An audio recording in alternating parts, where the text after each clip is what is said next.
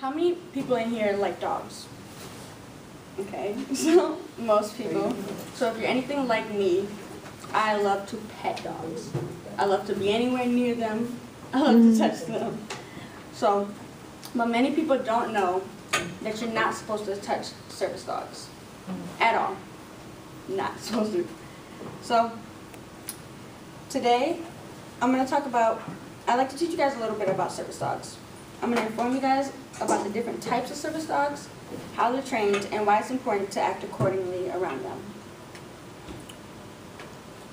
So the different types of service dogs. There's the most common one, which is guide dogs.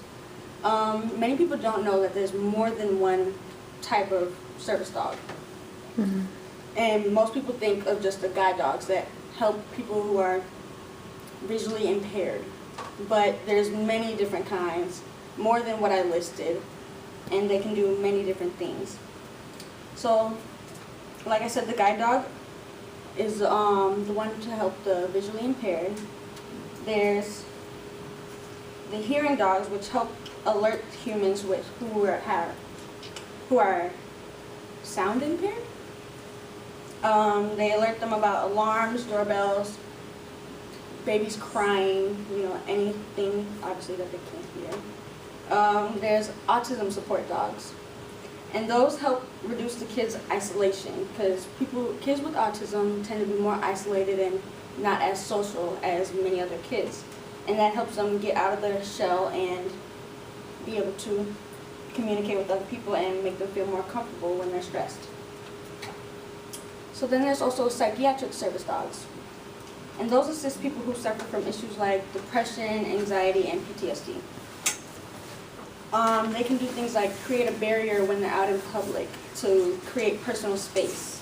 They can help them feel safer and more comfortable in big crowds and make them feel more at home. So how they're trained. So it can take about 6 months to 2 years, and after 2 years, if they aren't equipped to be a service dog, they just have to be adopted as a normal dog. They don't get to be service dogs, but later on they can try again and go through the trial and the training, and if they pass, then they can become service dogs. Obviously, they need to know the basic things like sit, heel, roll over, but their training differs between which kind of service dog they are going to be and who they're going to be for. You can either train your own dog, you can send your dog to a trainer, or you can also get a dog from a trainer. So you can either use your own dog or get a brand new dog.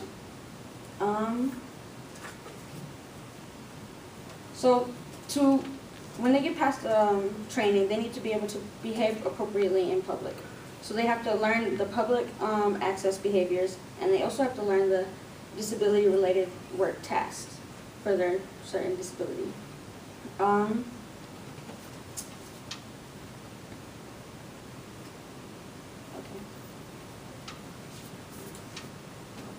I hope you guys now understand more about the different types of service dogs there are and how they're trained and how you should act around them.